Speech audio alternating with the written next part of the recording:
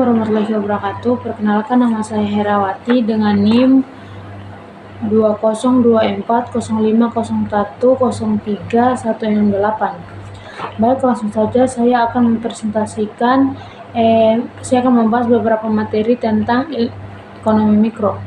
Yang pertama itu judulnya konsep dasar ilmu ekonomi. Pengertian dari ilmu ekonomi adalah ekonomi itu berasal dari bahasa Yunani, yaitu oikonomia, yang berarti manajemen rumah tangga. Asal kata oikos yang berarti keluarga atau rumah tangga, dan nomos yang berarti peraturan, aturan, atau hukum.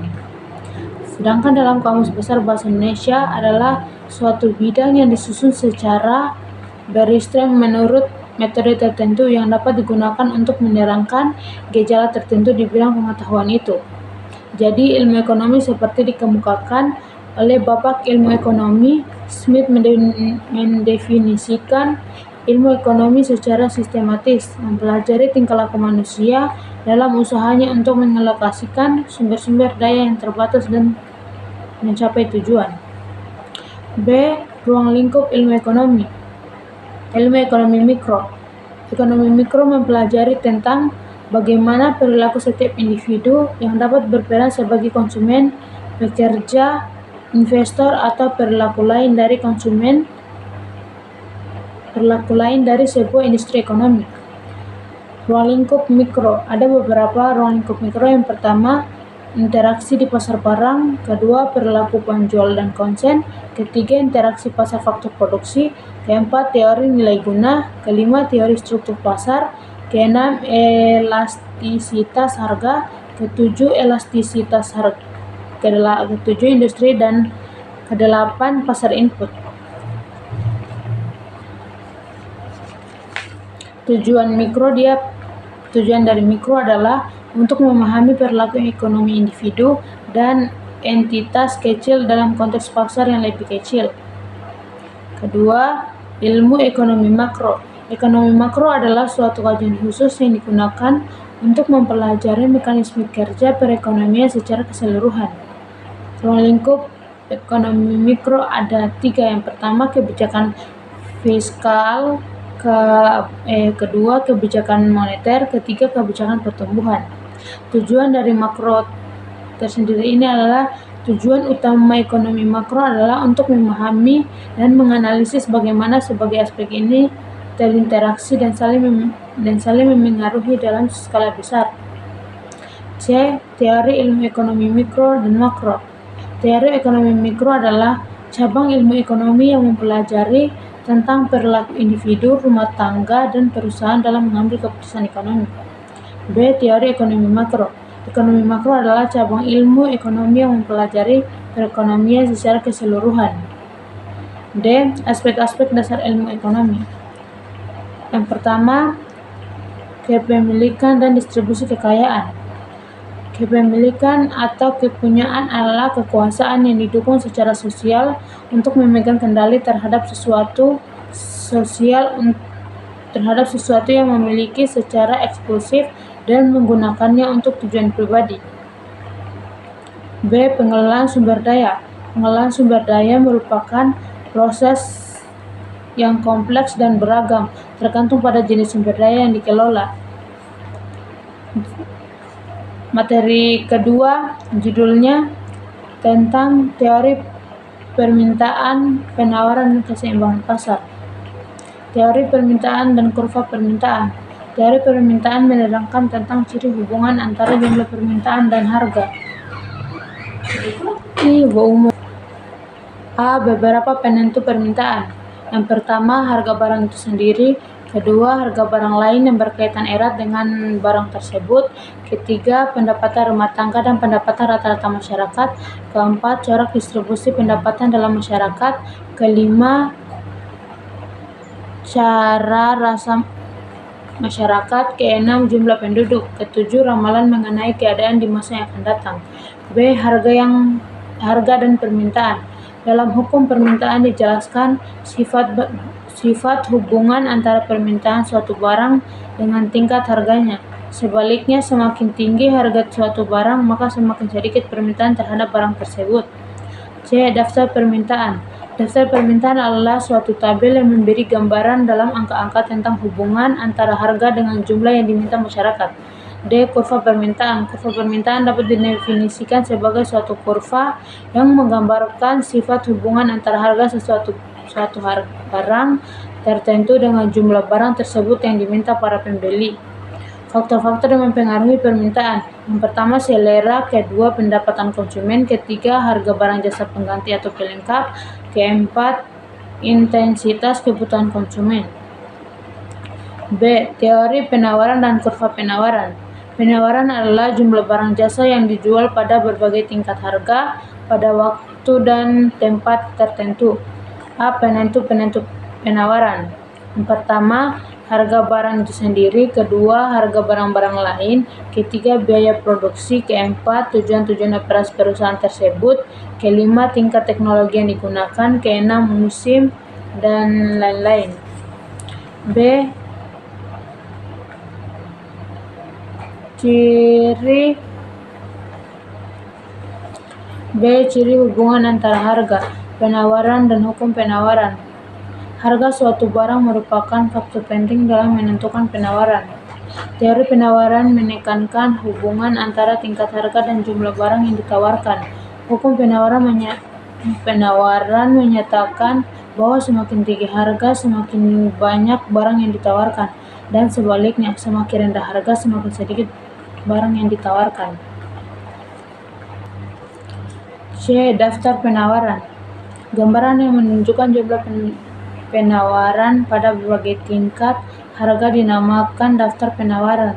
Jumlah yang akan ditawarkan menjadi semakin sedikit pada harga yang lebih rendah. D. Kurva penawaran adalah grafik yang menggambarkan hubungan antara harga suatu barang tertentu dan jumlah barang tersebut yang tersedia untuk dijual. Faktor-faktor yang mempengaruhi penawaran. Yang pertama, biaya produksi dan teknologi yang digunakan. Kedua, tujuan perusahaan. Ketiga, pajak. Keempat, tingkat teknologi yang digunakan. Kelima, perkiraan harga barang di masa datang. C. Penentuan harga dan jumlah yang diperjualbelikan. Harga sesuatu barang dan jumlah barang tersebut yang diperjualbelikan ditentukan oleh permintaan dan penawaran tersebut. D. Beberapa kasus perubahan keseimbangan. Terdapat 4 kemungkinan perubahan atau pergeseran kurva permintaan dan penawaran, yaitu yang pertama, penawaran bertambah, kurva permintaan bergeser ke kanan. Kedua, permintaan berkurang, kurva permintaan bergeser ke kiri. Ketiga, penawaran bertambah, kurva permintaan bergeser ke kanan. Keempat, penawaran berkurang, kurva permintaan bergeser. A. Perubahan permintaan atau penawaran. Pertama, pergeseran kurva permintaan ke sebelah kanan. Kedua, pergeseran kurva penawaran ke sebelah kanan kiri. B. Efek pertambahan permintaan. Pertama, pengurangan permintaan. Kurva permintaan bergeser ke kiri, menyebabkan harga turun dan jumlah barang yang diperjualbelikan berkurang. Dua, pengurangan penawaran. Kurva penawaran bergeser ke kiri, menyebabkan harga naik dan jual barang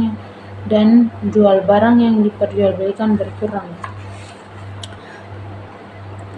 Materi judul ketiga yaitu teori nilai guna dan analisis kurva kepuasan. Pertama, utilitas marginal. Utilitas marginal adalah pertambahan atau pengurangan kepuasan yang diperoleh seseorang sebagai akibat dari pertambahan untuk pengurangan mengonsumsi satu unit barang tertentu untuk memenuhi kepuasannya. Kedua, utilitas total. Utilitas total adalah jumlah seluruh nilai guna atau kepuasan yang diperoleh seseorang dari mengonsumsi sejumlah barang tertentu. Pertama, teori nilai guna kardinal mengonsumsi bahwa nilai guna tidak dapat diukur secara langsung, tetapi dapat diurutkan dalam unit tertentu seperti util atau unit kegunaan. Kedua, teori nilai guna ordinal mengonsumsikan bahwa nilai guna tidak dapat diukur secara langsung, tetapi dapat diurutkan dalam urutan preferensi. A. Jenis-jenis nilai guna. Terdapat nilai guna utility, yaitu sebagai berikut. Pertama, place utility. Kedua, from utility. Ketiga, time utility. Dan keempat, possession utility. B. Aplikasi teori nilai guna dalam pengambilan keputusan konsumen. Teori nilai guna utility teori memiliki peran penting dalam memahami pengambilan keputusan konsumen. Ada beberapa aplikasi utama teori ini. Yang pertama, pemilihan produk, kedua analisis trade-off, ketiga segmentasi pasar, keempat penempatan harga, kelima pengembangan produk baru, keenam analisis risiko, ketujuh perilaku pembelian berulang, kedelapan evaluasi kebijakan produk. Definisi kurva kepuasan. C. Definisi kurva kepuasan.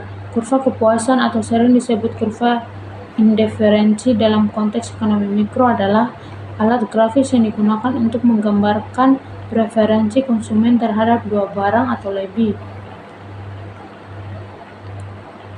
Kurva ini menunjukkan kombinasi berbagai jumlah barang yang memberikan tingkat kepuasan atau utilitas yang sama kepada konsumen. Ada beberapa poin tentang kurva kepuasan adalah: pertama, kurva tidak pernah berpotongan; kedua, kurva cenderung melengkung ke arah asal koordinat; ketiga, kurva semakin jauh dari asal koordinat; keempat, konsep marginal rate of substitution. D. Peta kurva kepuasan. Peta kurva kepuasan adalah alat penting dalam teori ekonomi mikro untuk menganalisis kepuasan konsumsi dan perilaku konsumen. Pertama, definisi fungsi; kedua, visualisasi preferensi konsumen; ketiga, analisis trade-off; keempat, keseimbangan pasar; kelima, perencanaan dan kebijakan ekonomi. Tingkat substitusi marginal. Pertama, definisi; kedua, kemiringan kurva kepuasan; ketiga, substitusi marginal yang menurun; keempat, interpretasi ekonomi; kelima, penerapan dalam analisis. F. Hubungan antara kurva kepuasan atau kurva indiferensi. Definisi dan konsep dasar. Yang pertama, yang kedua, representasi utilitas; ketiga, pengukuran dan perbandingan; keempat, persaingan konsumsi; kelima, pengaruh perubahan ekonomi; keenam, preferensi dan pengambilan keputusan. G. Hubungan antara teori nilai guna dan analisis kurva. Hubungan antara teori nilai guna dan analisis kurva kepuasan terletak pada bagaimana keduanya menjelaskan perilaku konsumen dalam membuat pilihan atau memaksimalkan kepuasan atau kegunaan. Berikut adalah ringkasan konsep hubungan antara keduanya. Yang pertama, dasar teoritas; kedua, kegunaan dan kepuasan; ketiga, preferensi konsumen; keempat, optimasi konsumen; kelima, kurva indiferen dan kegunaan marginal. H. Pentingnya pemahaman teori guna dan analisis kurva kepuasan dalam ekonomi. Teori nilai guna dan analisis kurva kepuasan memberikan kontribusi signifikasi pada ekonomi mikro dengan menjelaskan dan memodelkan perilaku konsumen serta pengambilan keputusan dalam kondisi keterbatasan anggaran. Berikut adalah beberapa kontribusi utama dari keduanya.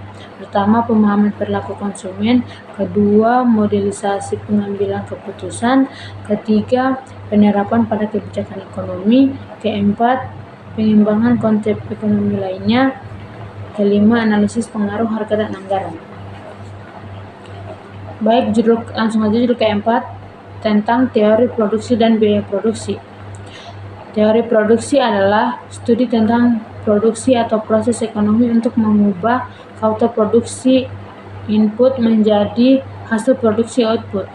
Macam-macam produksi yaitu: pertama, produksi marginal; kedua, produksi rata-rata; ketiga, produksi total. B. Konsep dasar perusahaan. Perusahaan yaitu suatu badan usaha yang menggunakan faktor-faktor produksi untuk menghasilkan barang-barang yang dibutuhkan masyarakat. Perusahaan ditinjau dari sisi teori ekonomi. Yang pertama, tidak dibedakan atas kepemilikannya, jenis usahanya maupun skalanya. Kedua, terfokus pada bagaimana memperoleh keuntungan yang maksimum.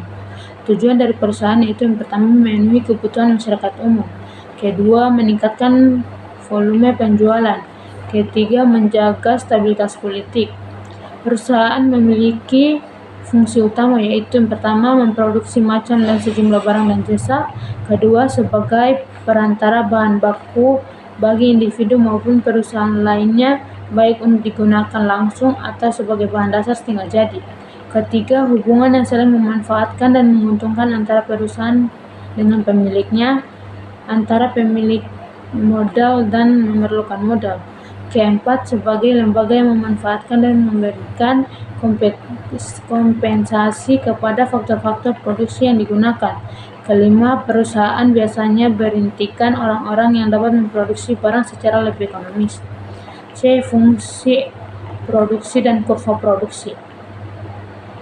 Fungsi produksi merupakan suatu persamaan yang menunjukkan hubungan ketergantungan fungsional antara tingkat input yang digunakan dalam proses produksi dengan tingkat output yang dihasilkan. D. Analisis jangka pendek. Teori proses jangka pendek menggambarkan tentang hubungan antara tingkat produksi suatu barang dengan jumlah tenaga kerja yang digunakan untuk menghasilkan berbagai tingkat produksi barang tersebut. Dengan demikian, dalam analisis faktor-faktor lainnya dianggap tetap. E. Isokuan dan isocodes. Isokuan adalah kurva yang menggambarkan berbagai kombinasi penggunaan dua macam faktor produksi variabel secara efisien dengan tingkat teknologi tertentu dan menghasilkan tingkat produksi yang sama. Kedua, isocodes. Isocodes adalah kurva yang menggambarkan berbagai kombinasi penggunaan dua macam faktor produksi yang memerlukan biaya yang sama. F. Biaya produksi. Biaya produksi adalah semua pengeluaran yang dilakukan oleh perusahaan memperoleh faktor-faktor produksi dan bahan-bahan mentah yang akan digunakan untuk menciptakan barang-barang yang diproduksi oleh perusahaan tersebut. Macam-macam biaya produksi tersebut. Pertama, biaya tetap total atau total fixed costs. Kedua, biaya variabel total. Ketiga, biaya marginal. Keempat, biaya tetap rata-rata. Kelima, biaya variabel. Keenam, biaya total. Ketujuh, biaya tetap rata-rata. Baik, selanjutnya materi terakhir kelima, yaitu pasar persaingan sempurna. Pengertian struktur pasar adalah pasar ialah merupakan tempat di mana terjadi proses transaksi antara konsumen dan produsen, maka dengan begitu dapat menentukan harga yang seimbang. B. Kelebihan dan kekurangan pasar persaingan sempurna. A. Kelebihan. Pertama, tidak ada kepuasan di pasar. Kedua, efisien. Ketiga, dapat meminimalkan biaya iklan dan produksi. Keempat, informasi pasar yang jelas. C. Jenis-jenis pasar. A. Pasar dan jenis fisiknya. Pertama, pasar tradisional. Kedua, pasar pekan raya. Ketiga, pasar abstrak. Keempat, pasar konkret. Kelima, swalayan. Keenam, toserba. B. Pasar dari segi barang yang dijual. Pasar yang menjual ikan, pasar yang menjual sayur, pasar yang menjual buah, pasar saham. D. Karakteristik pasar persaingan sempurna. Antara pasar persaingan sempurna dengan pasar persaingan yang murni, ada banyak yang memperdebatkannya. Pasar persaingan sempurna memiliki syarat yang lebih sedikit dibandingkan pasar persaingan yang murni. Menurut Krogimankiw mendefinisikan pasar persaingan sempurna sebagai pasar persaingan sempurna ini dia suatu pasar di mana terdapat banyak sekali pembeli dan penjual sehingga pengaruh masing-masing terhadap harga pasar dapat diabaikan karena sedemikian kecilnya. E. Contoh pasar persaingan sempurna. Utama dari pasar persaingan sempurna meliputi ada beberapa. Yang pertama, banyak dan pembeli. Kedua, barang yang homogen. Ketiga, tidak ada hambatan masuk keluar pasar. Keempat, informasi yang sempurna. Kelima, tidak ada tangan pemerintah. Itu saja yang bisa saya hasil presentasi saya bisa saya bahas juga. Apabila ada kekurangan mohon dimaafkan. Saya akhiri dengan ucapan wabillahi taufiq wal hidayah. Wassalamualaikum warahmatullahi wabarakatuh.